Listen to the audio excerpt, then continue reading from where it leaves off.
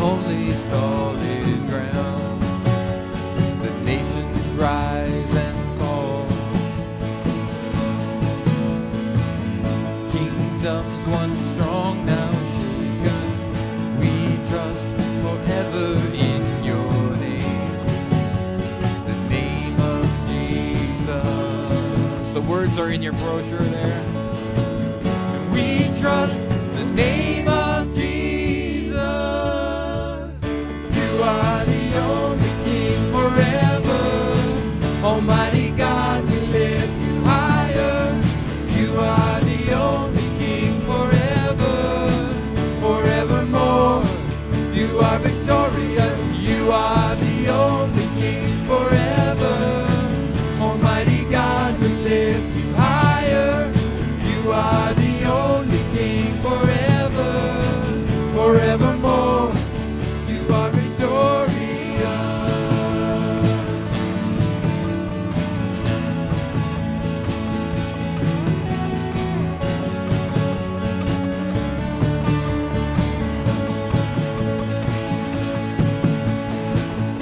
Unmatched in all your wisdom, in love and justice you will reign, and every knee will bow.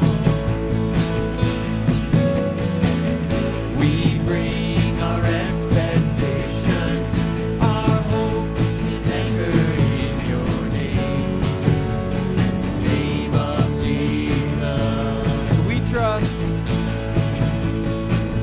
We trust the name of Jesus.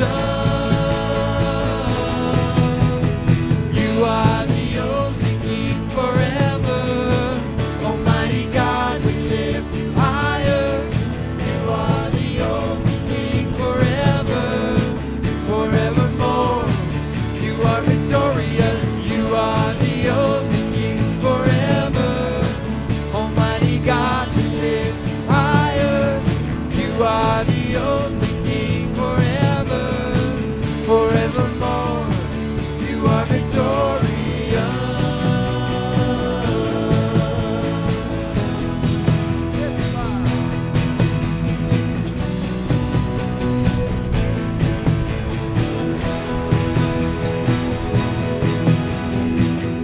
We lift our banner high. We lift the name of Jesus. From age to age you reign. Your kingdom has no end. We lift our banner high. We lift the name of Jesus. From age to age you reign. Your kingdom. Let me hear you sing. You are the only King forever. Almighty God, we lift you higher. You are the only King forever, forevermore. You are victorious. You are the only King forever. Almighty God, we lift you higher. You are the only King forever, forevermore. You are victorious.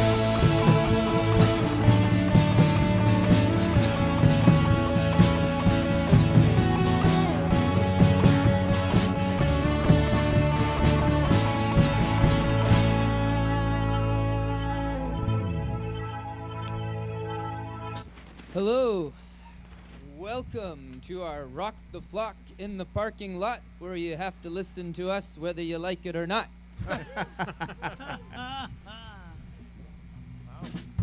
Yeah. You worked on that a while. All right. Many people are commenting. They're like, oh, well, you didn't dress too warmly. Well, the last time the weather was like this, I was wearing my jacket. That is the last time I saw it. It is in the church somewhere. It had lots of snaps on it. It could have been donated by now for all I know, because that was like back in June or May. So if you're like, I remember that jacket, we gave that away, just let me know. That would ease my mind so I know where it went. Black. Black, that makes it easy. Black jacket with lots of snaps, even on the shoulders, and it had some like yellow somewhere. All right. Yesterday, NBBC concluded its 18-year run of the Fall Fair. It was a great day. We are thankful that it didn't rain, and we really want to thank all the volunteers that have made it happen, not just last year, but over 18 years. We're in September now. September marks the beginning of a new year, the end of summer, and for me, the beginning of the end. I am back in grade 5 this year. You'll make it out one day. One day, yeah. It was really nice seeing the students that I taught last year. It was something that I hadn't really experienced before. Throughout the week, one by one, during the lunch break, the students would open my door and come into my classroom and just sit down and start talking. And before I knew it, 30 of my old students were sitting in my classroom just talking around as if we're still in the same classroom and I'm still teaching them, but I'm not. It was a really nice experience. They did this every day throughout the week. And, you know, last year I was really terrified of having a new role that I hadn't taught before. And, you know, it's like God kind of knew it was going to be an okay year for me. I was able to build a lot of great relationships with these students. And our classroom had a real comfort and safety to it. And there was a lot of honesty in the class. People were very open with one another and weren't very afraid of what the other would think. This kind of relationship building led to one of my students writing a haiku, a poem about me, titled Mr. Jones. I thought I'd share that with you guys. Your music is gross. My grandma would like your taste. You want her number? That kind of poem that a student, a grade 5 girl, wrote about her teacher, that doesn't really happen unless you've built some sort of relationship.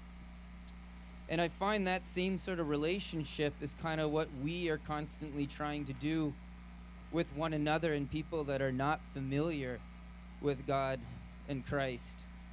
You don't really get the permission to speak about Christ until you've earned it a little bit with that person.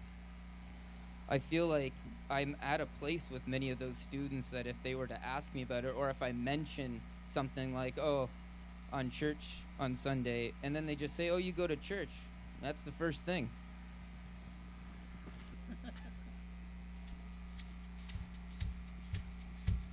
You know, the song starts like this. Yeah. My lighthouse. In my wrestling, in my doubts, in my failures, you won't walk out. Your great love will lead me through. You are the peace in my troubled sea. Oh, you are the peace in my troubled sea. Here we go. All right. In the silence, you won't let go. In the question, you will hold. Your great love will lead me through. You are the peace in my troubled sea. Oh, you are the peace in my troubled sea. Let me hear you.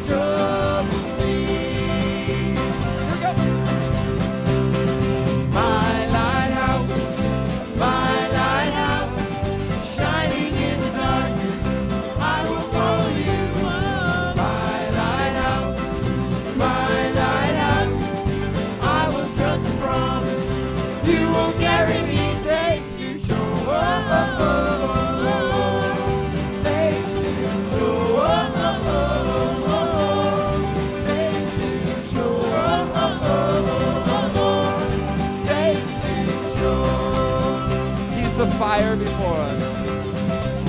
Fire before us. You're the brightest. You will lead us through the storm. Here we go. Fire before us. You're the brightest. You will lead us through the fire before us. You're the brightest. You will lead us through one more time. Fire before us. You're the brightest. You will lead us through the storm. My lighthouse, shining in the darkness. I will follow you. My lighthouse, I will trust and promise. You will carry me safe to shore. Safe to shore. Safe to shore. Safe to shore. Woo! How many were here yesterday? Woo! All right. I am so tired. If you volunteered yesterday, you helped set up, you helped clean up, we appreciate that. And my voice is probably telling you that I'm tired. So let's sing this next song. It's kind of an upbeat song. It's called Joy. Let's try this one.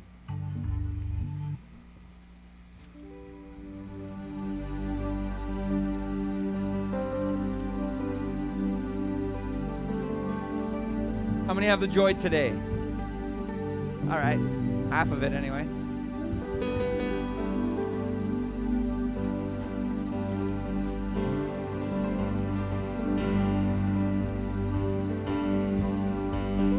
Choosing celebration, breaking into freedom. You're the song of my heart. Cast aside our shadows, trust you with our sorrows. You're the song of our heart. We're dancing to the rhythm of your heart. Rising from the ashes to the stars. You're the joy, joy, joy, lighting my soul.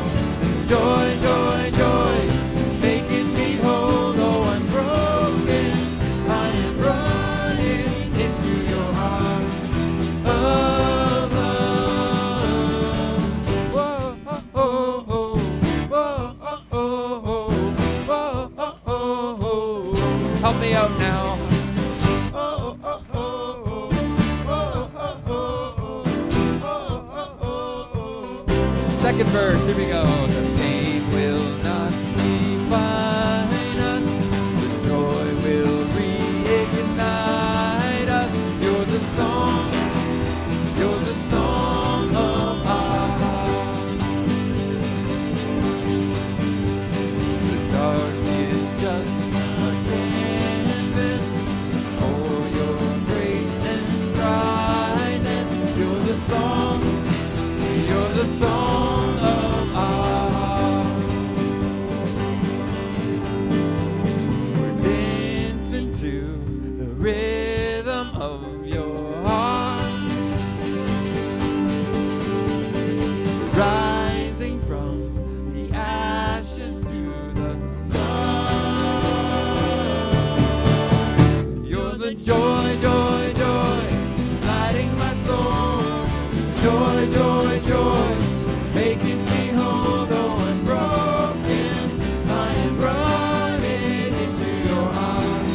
Let's try that again. You're the joy, joy, joy, lighting my soul. Joy, joy, joy, making me whole. Though I'm broken, I am running into your arms of love. Whoa, oh, oh, oh, oh, oh, oh, oh, oh, oh, oh, oh.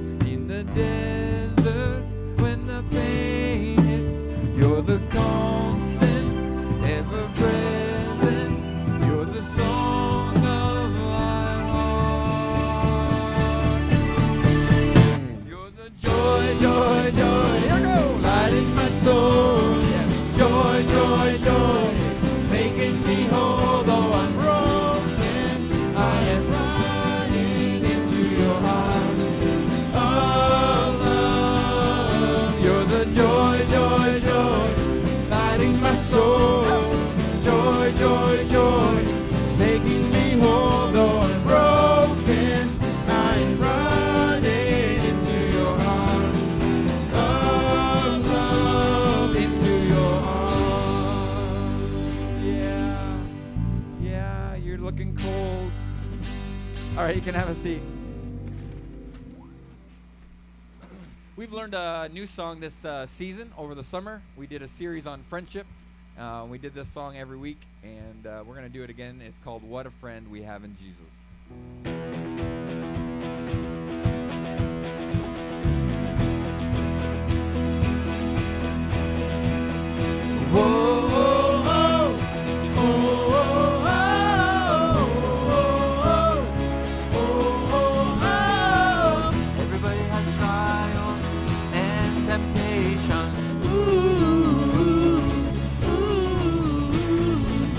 Everybody knows heartbreak, isolation.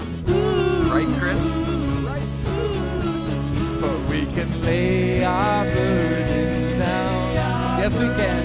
Lay our burdens down. Yep. What a friend we have in Jesus. East to west, my sins are gone. I see grace on every horizon. Forever and ever, his heart is mine.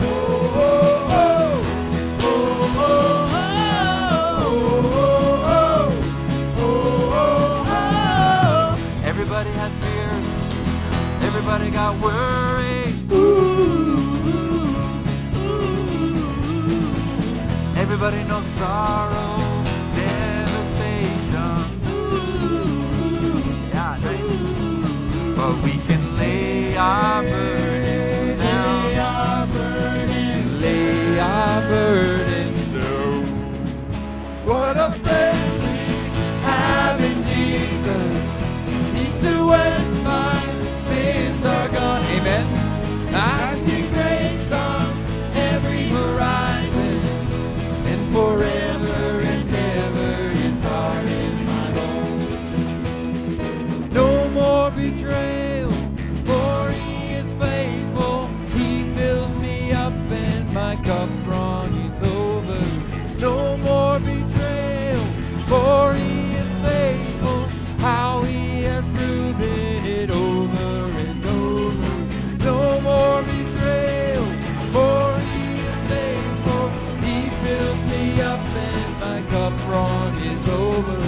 No more betrayal, for he is faithful. How he has proven it over and over and over. What a friend we have in Jesus. East to west, my sins are gone. Very nice. I see grace on every horizon, and forever and ever. Let's try that one more time. What a friend. What a friend we have in Jesus. East to west, my sins are gone. I see grace on every horizon, and forever and ever his heart is my home.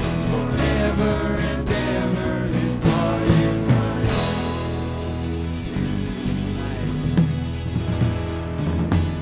We do have a great friend, don't we?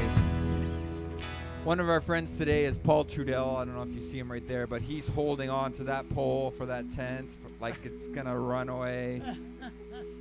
You are a good friend, Paul. Thank you for that. But we do have a good friend in Jesus, do we not? Amen. I mean, who else can you turn to and trust 100% of every time that he's going to follow through what he says?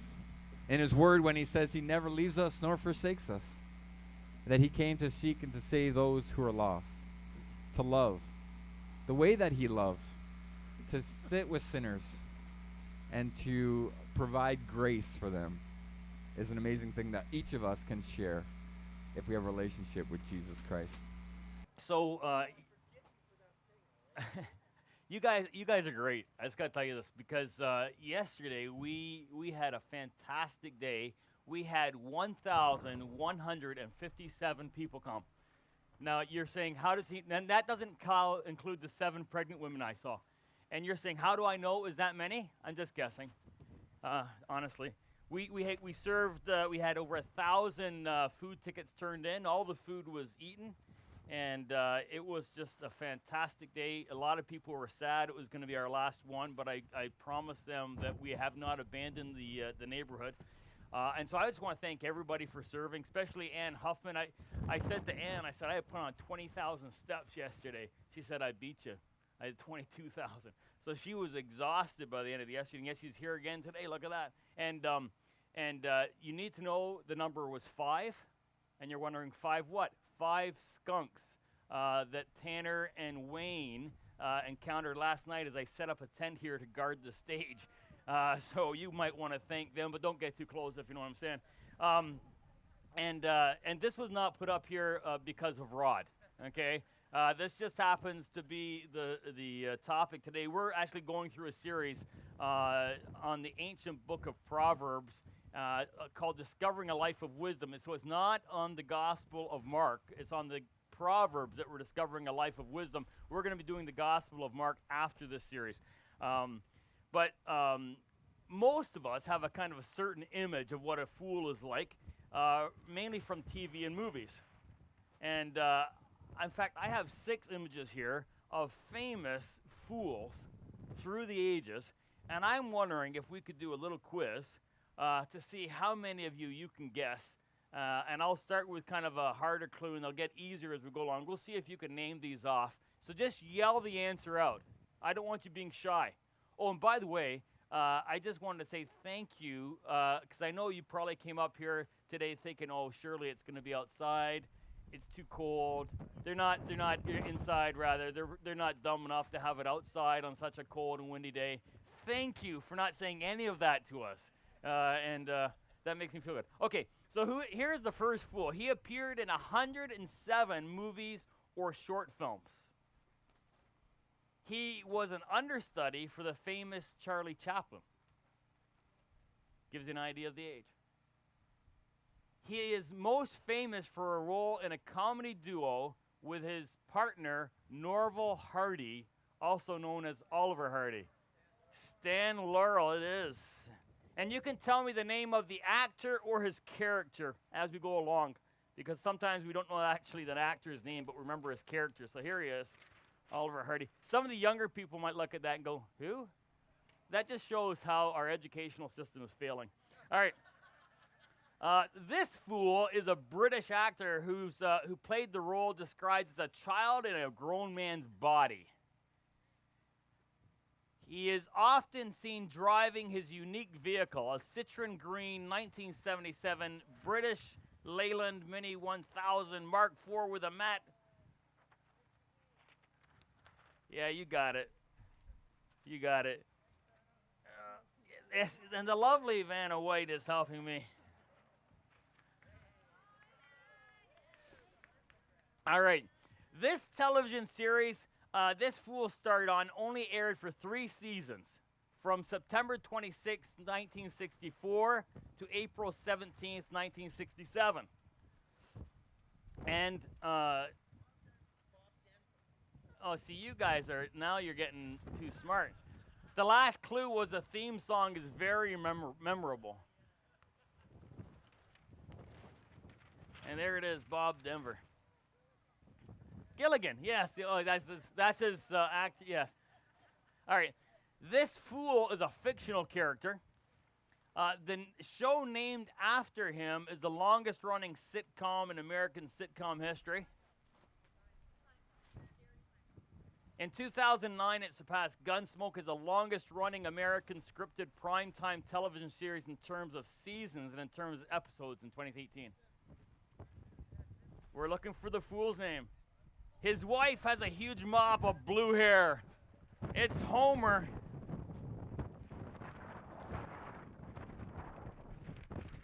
Oh, whoa, whoa, whoa. Oh.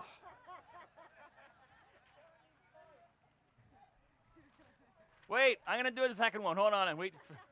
Okay. Who's this? This fool was a deputy sheriff. He had 1 bullet in his pocket. All right, Barney Fife. I blew that. There's Homer. Yeah. Suddenly I feel like donuts. I don't know why that is. Okay, this fool's first movie was released in 1994. It grossed $247 million at the box office and has developed a cult following in the years since its release. His partner in foolishness was played by Jeff Daniels. Jim Carrey it is, and the movie was Dumb and Dumber, followed up by the sequel Dumb and Dumberer. Thank you. We can move this now. We don't need. Thank you, Vanna White. You know what I love about Rock the Flock is it's a little less formal. I like that. Now, I would suspect that most of us, when we think of a fool, we think about a person who is inept, gullible, blundering, and perhaps we might even call them lovable. We think of someone who is slow-witted and lacking intelligence, and we don't think of them as people who are morally depraved, however. Perhaps naive. But this kind of picture is not at all what the Bible has in mind when it talks about the fool. In Proverbs, a fool denotes a moral category. It was a person of a certain character or perhaps a lack of character, and it is not something that we should aspire towards. A fool is one who is morally and spiritually deficient and deficient. In fact, the book of Proverbs, the fool is an umbrella category for every character flaw that's mentioned in the book. So whatever character flaw there is, it falls under the category of the fool. So how do we know if we're being fools and being foolish? The book of Proverbs seems to suggest that there's 4 stages in the character deformation that makes a person into a fool. And clearly the easiest way to avoid becoming a fool is to keep as far away from each of these steps as possible. And the first step in becoming a fool is to commit isolated, foolish actions. Proverbs spells out many examples of what constitutes foolish actions. Speaking before listening, quickly consuming your income, being careless or reckless, being complacent. All of these are how a fool begins. And by and large, the fool lacks restraint and self-discipline. They have no strength of will to restrain themselves. And there is one action above all others that bring about the demise of this type of person, and that is foolish speech. It is their mouth that gets them into all kinds of trouble. Proverbs 10:8, the wise in heart accept commands, but a chattering fool comes to ruin. The mouth of fools are their undoing, and the lips are a snare to their very lives. There's a high-power New York attorney who has gone viral in a video for all the wrong reasons. A handheld cell phone video of this guy named Aaron Schlossenberg is spread like wildfire on Facebook. I don't know if you saw this. After an encounter he had with a cashier at Fresh Kitchen Eatery in Manhattan. Schlossenberg was angry at the cashier for speaking to her co-workers and to other patrons in Spanish. He didn't like that. And in the footage, he can be seen loudly and angrily berating several employees who appear to be of Hispanic descent, implying that they're undocumented workers and receiving public assistance, which he resented contributing towards as a taxpayer. And toward the end of the video, he's threatening to have them deported by calling the Immigration and Customs Enforcement. Well, this fellow, Schlossenberg, was recorded by another patron in the restaurant who felt his behavior was rude and uncalled for, and he posted it, and within hours he was identified, and his business pages on Yelp and other review sites have been deluged with negative reviews. And to make things worse, some savvy internet sleuths pointed out a tidbit from his website. It advertised consultations in Hebrew, French, Chinese, and yes, Spanish. Just a few foolish, unrestrained words. And I suspect if we were to have a campfire tonight, this might be fun, and we were to share stories of when we put our foot in our mouths, we'd have some good laughs and probably a few tears. We can all relate to foolish words spoken without restraint. But foolish actions alone don't make you a fool. That's just the first step. Everyone acts foolish one time or another. The question is, do you learn from your foolish behavior? You see, isolated character flaws where you lack self-control and restraint don't mean that you're a fool, as Proverbs depicts it.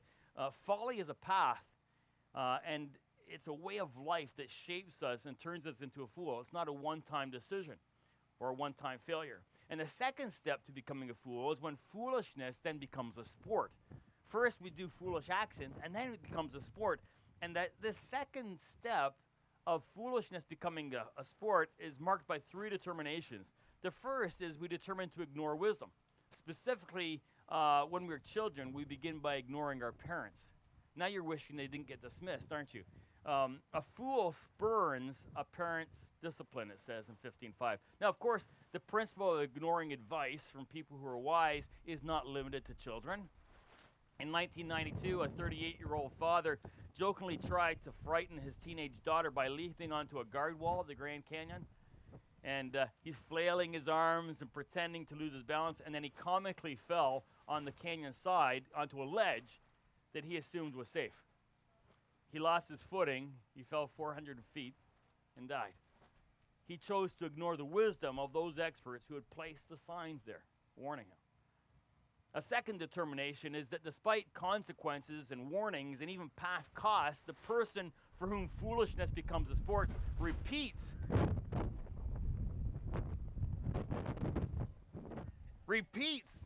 what they know is foolish. Proverbs 26:11 graphically describes it in this way: a dog returns to his vomit, so a fool returns to his folly. Fools are those who constantly repeat their folly. And what is taking place is a pattern now of choices that forms a person's disposition. Soon, your disposition will put you on automatic pilot. For example, can you think of someone, don't yell their name, who is quick to get defensive, who shuts down others and deflects criticism by shaming others, and soon this becomes their default so that they can't hear from other people any kind of criticism? That person is on the path to being a fool. But there's a third determination in this second step.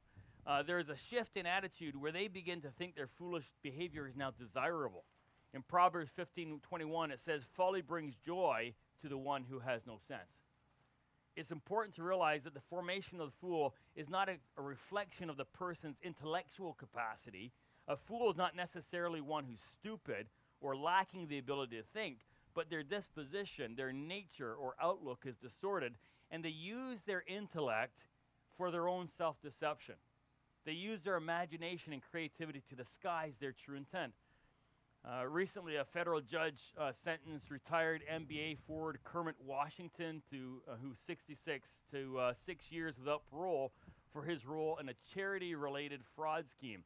In a press release, the Missouri Department of Justice, U.S. Attorney Timothy Garrison addressed the charge in this detail. Let me read for you. This former NBA player abused his fame and status to promote a charity scam by which he raised hundreds of thousands of dollars that he diverted to personal spending on lavish vacations, shopping sprees, and even plastic surgery for his girlfriend. Although he told his donors that 100% of all donations would go to support charitable work in Africa, in fact, he spent most of the donation funds on himself. At some point, this man crossed the line and thought that what most would find reprehensible, he thought would be enjoyable. And he used his thinking and crafted a scheme in which he indulged his foolish behavior. You see, his foolishness had become a sport.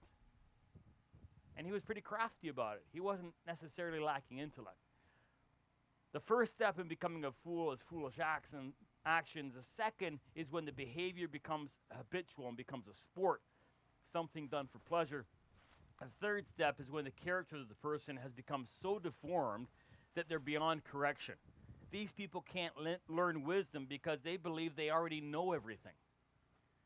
Proverbs 18:2 says, "Fools find no pleasure in understanding, but delight in airing their own opinions." And in 12:15, we're told that the way of the fool seems right to them. You know anybody for whom they always know what's best? You'll never win an argument with this kind of person. Psychologists actually have a name for this type of thinking. It's called the Dunning-Kruger effect.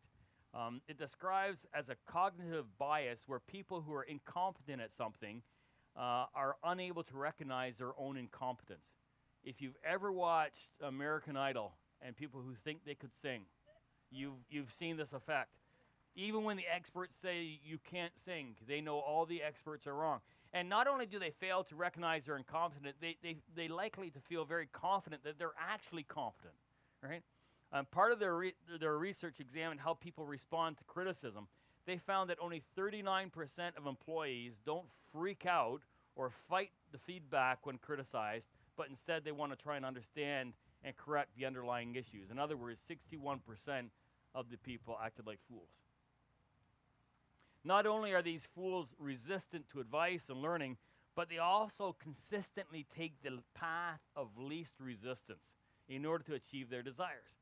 And the problem is, once you're on a path of least resistance, to get quick rewards, the discipline required to learn or to change just doesn't seem worth the effort. Commenting on this process, Professor Glenn Pemberton writes, "At this phase of character deformation, fools become a menace to society. The sages urge their listeners to avoid companionship with fools because they will not grow in knowledge and because of the inevitable harm that will come from such a relationship." And I bet as I've been talking to you, some of you realize that you know a fool or two.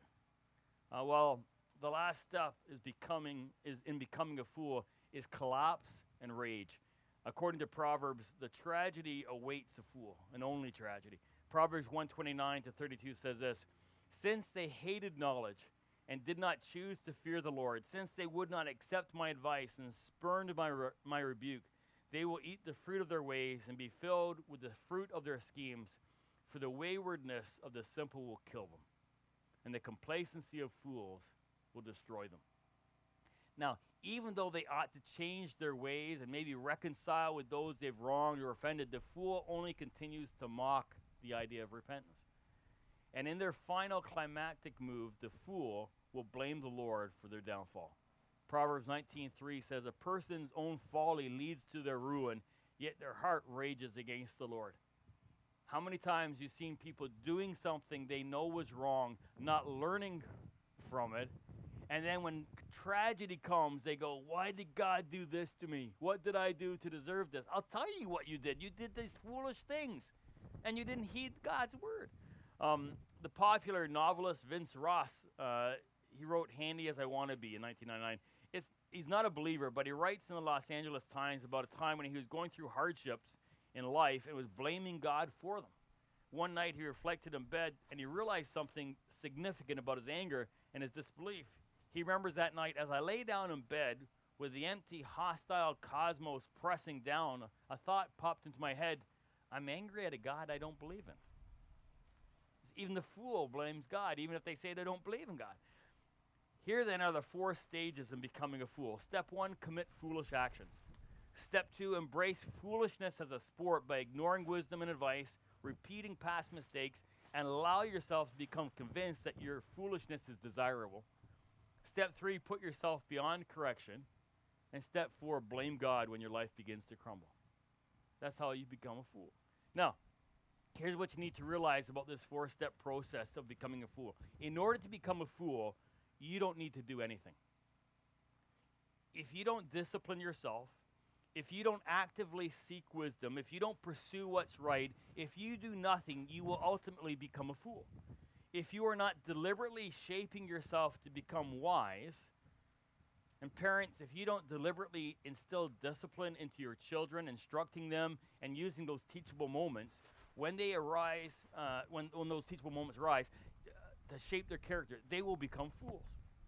And friends, we live in an age of fools. Consider some of these recent news stories. August 16th of this year, fans mourned Aretha Franklin all around the world Thursday, including a barber shop in Suffolk, Virginia, where a discussion of the Queen of Soul turned violent. Witnesses say that after an argument over whether Halle Berry had played or was going to play Franklin in a biopicture, it turned violent, and Michael Jermel Halton, 44, pulled a gun and shot another patron. And police said the victim, 47-year-old Tom Lundy, is in critical condition. That's foolish actions. He, she, too is going to play it. Now you know the truth. January 19th of this year, authorities say at least 7 people who claimed to be working for a TV network were arrested at a New New Jersey airport after they tried to film themselves passing a fake explosive device through a security checkpoint. It's fools. December 8th, the BBC reported that the West Midlands Fire Service said a 22-year-old man is described as a YouTube prankster, and his friends poured several bags of fast-hardening cement into an unplugged microwave oven they were using as a mold around the man's head, which was protected by a plastic bag. And firefighters say that by the time they got there and they were called, the man's friend had been trying to free him for 90 minutes and to give him an air tube to help him breathe. Can you imagine? Pouring. It's foolish. Who knew that pouring concrete over your head is a foolish thing? They shoulda. March 21st, 2017, an Australian teenager was mauled after getting drunk and jumping into a crocodile-infested river to impress a woman he had just met. But get this, he denies being one of the stupidest people around. Haters gonna hate, he said. He suffered gouges and 2 broken bones in his left arm Saturday night after jumping into a river near the town of Innisfil, Queensland, and being attacked by a croc almost immediately. Foolishness. No one decides to become a fool. No one says, my career in life, my goal in life is to be the biggest fool I can be. It's just a slow, gradual, subtle process, and it is seductively dangerous. After all, disciplining yourself is hard work. Delaying gratification is difficult. Knowing your faults, admitting your mistakes, apologizing to those you've hurt, making amends to the one you've harmed, all those things are less than pleasant. It's easier to do nothing. But the people we become when we become fools leads us to a life that not any of us want to embrace. If you were to do a study on the fool described in the book of Proverbs, you would find that the foolish are those who have zeal without knowledge. Have you met anybody like that? They repeat their foolishness. They reject knowledge which they lack. They're quick-tempered, and they're dangerous, and they're quarrelsome. They arouse hostilities, and they're slanderous, and they're arrogant, and useless to others, and an embarrassment to their parents. Friends, you don't want to be a fool. So address the descent of foolishness as it starts. Whenever you begin, engage in a foolish action, don't repeat it. Learn from it. Honestly, you'd be a fool not to. Let me just close in prayer. So, Father, we pray that you would help us to live as wise people in an age where we see foolishness increasing. Not only in vandals on the street, but we see fools in places of high power sometimes. And God, we want to shine like the stars to show a different way of living. Lord, give us grace of character and strength to discipline our children so that they don't become fools. Help us to use those teachable moments when they're young and not just to laugh off their foolishness, but to really instruct them. And Lord, we pray that you would give us grace that we need to embrace the discipline we need to engage in order to become wise. We ask this in your name. Amen.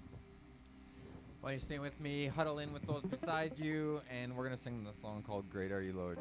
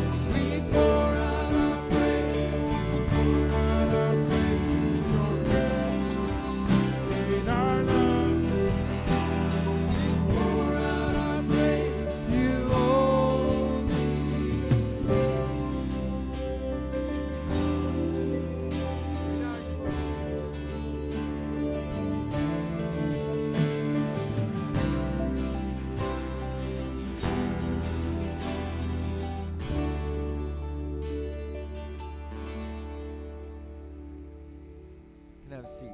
Merv has the final word. Do you have a final word? All right, good.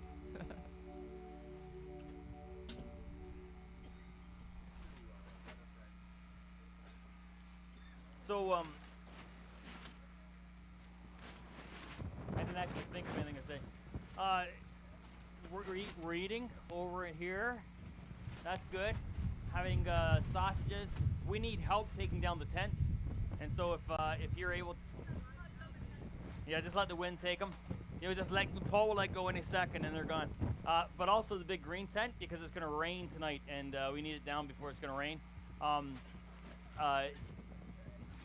Here's the takeaway I really would like to encourage you to think about. Sometimes we just go through life and we don't actually reflect on our actions.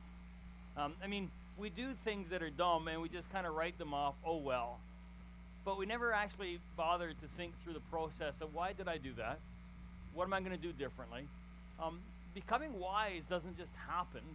You actually have to invest in your own self-character and development. And if we're not doing it ourselves, we're likely not passing that on to our kids. And it's important. You know, no kid wants to sit down and talk to their parents about, you know, stuff they've done. But that's what's needed. And we teach them those disciplines by insisting. So, you know, friends, you got to do nothing if you want to be a fool. But if you want to grow wise, you have to invest and take the time. So here's what I'm encouraging you to do. Don't just drift through life. Don't just let your life happen without thinking on it. Don't just allow yourself to do nothing. But invest in discovering why it is you do the things you do and how you're going to change those things so that you can live a life of wisdom. Go in the grace and the peace of God and eat some food.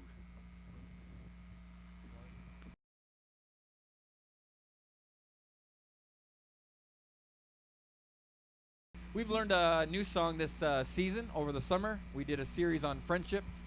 We did this song every week, and we're going to do it again. It's called What a Friend We Have in Jesus.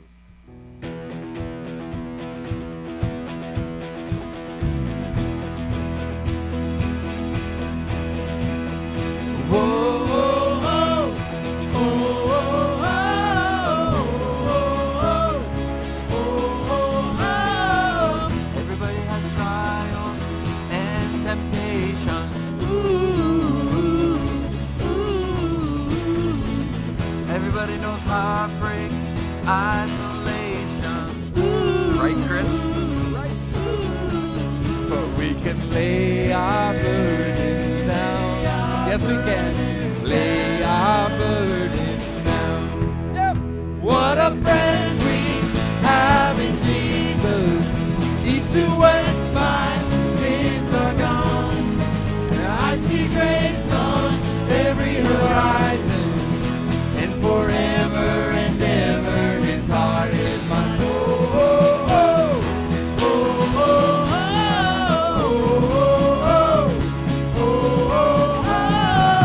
Everybody has fears. Everybody got worries.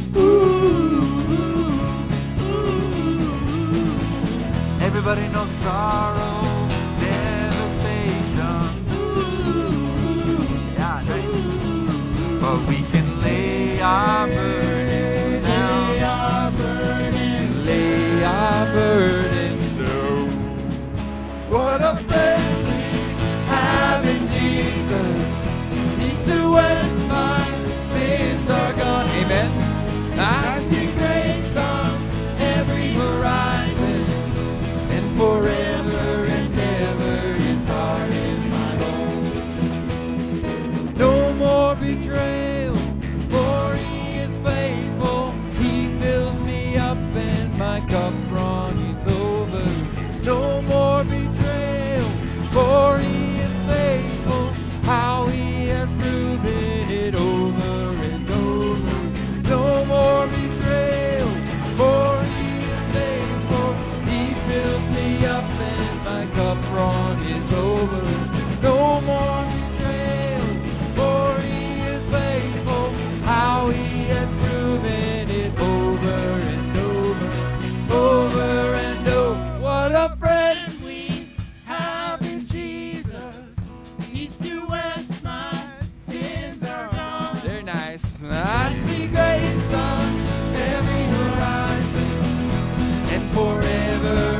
Let's try that one more time. What a friend. What a friend we have in Jesus.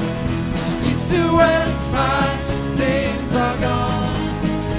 I see grace on every horizon, and forever and ever His heart is my home. Forever and ever His heart is my home.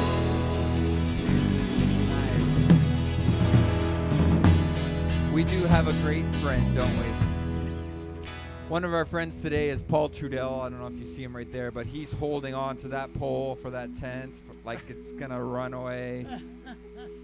You are a good friend, Paul. Thank you for that. But we do have a good friend in Jesus, do we not? Amen. I mean, who else can you turn to and trust 100% of every time that He's going to follow through what He says?